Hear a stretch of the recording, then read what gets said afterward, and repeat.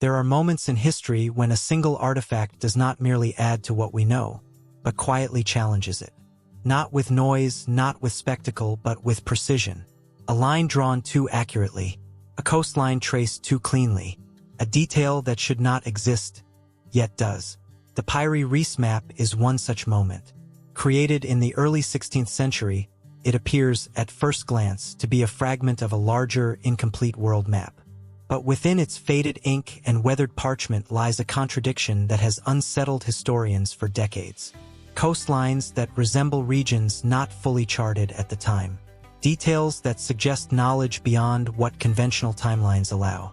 And this is where the contradiction begins. Because if this map is exactly what it claims to be, a product of its time, then its accuracy becomes difficult to explain. And if it is not, then something about our understanding of early cartography is incomplete. What if the past knew more than it was ever supposed to? The early 16th century was an age of transition. The world, as understood by European and Ottoman scholars, was expanding rapidly. Expeditions had begun to redraw the boundaries of the known Earth. Christopher Columbus had crossed the Atlantic only decades earlier, and the contours of the Americas were still emerging from uncertainty. Maps were evolving, no longer symbolic or purely decorative, but increasingly empirical. They reflected trade routes, territorial ambitions, and fragments of newly acquired geographic knowledge.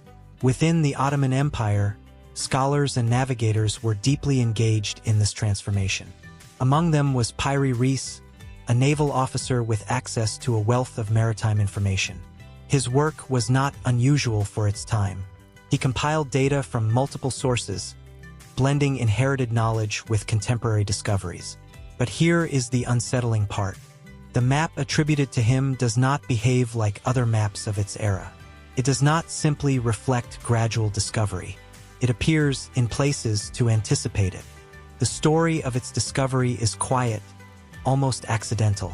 In 1929, during a reorganization of the archives within Topkapi Palace, a collection of old documents was being cataloged.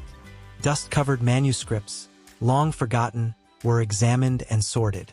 Among them, a fragment of parchment emerged, its edges torn, its surface marked with intricate lines and annotations. At first, it seemed like any other historical relic. But as scholars began to study it, something unusual became apparent. The map depicted parts of the western coasts of Europe and Africa with remarkable clarity. More strikingly, it included a detailed representation of the eastern coastline of South America. This alone was notable, given the limited exploration of the region at the time. But it was not just the presence of these coastlines, it was their accuracy.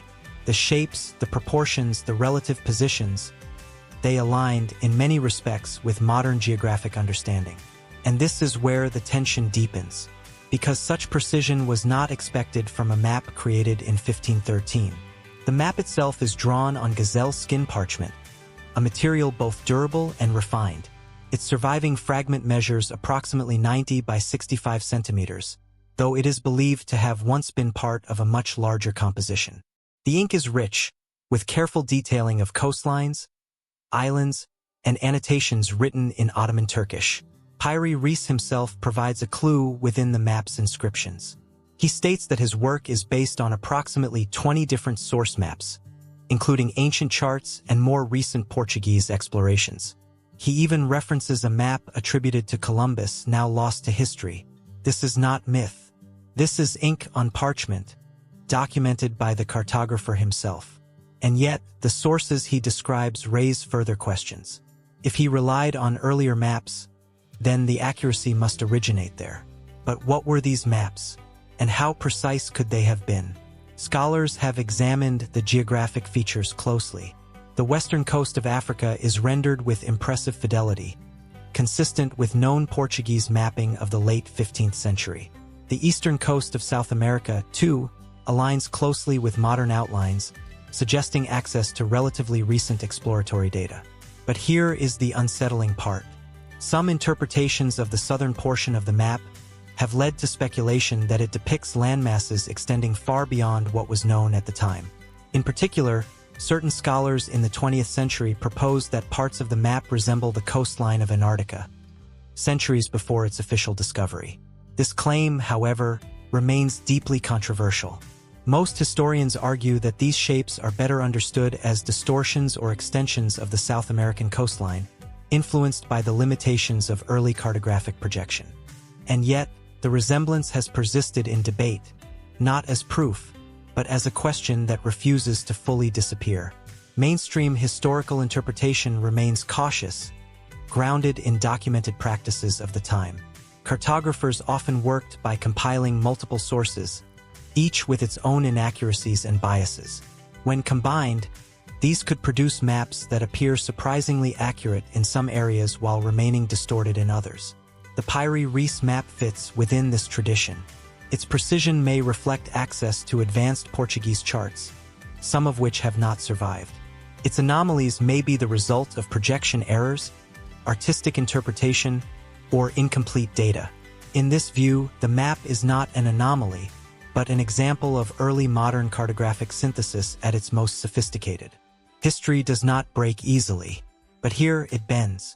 Alternative interpretations, while more speculative, attempt to account for the map's unusual features in different ways.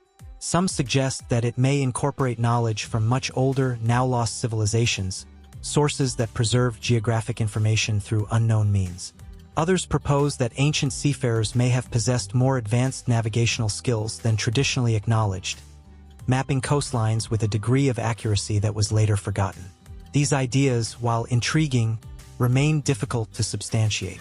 There is no direct evidence linking the map to such sources, and yet, the absence of evidence does not entirely resolve the tension. Because the map exists, its lines are real, its details are measurable, and its origins, while partially explained, are not fully transparent. What complicates the matter further is the nature of historical survival. Maps, especially early ones, are fragile. Many have been lost to time, destroyed, damaged, or simply discarded.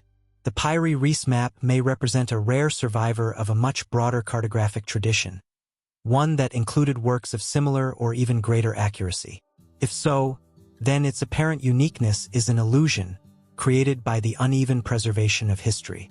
But this explanation, while plausible, cannot be confirmed.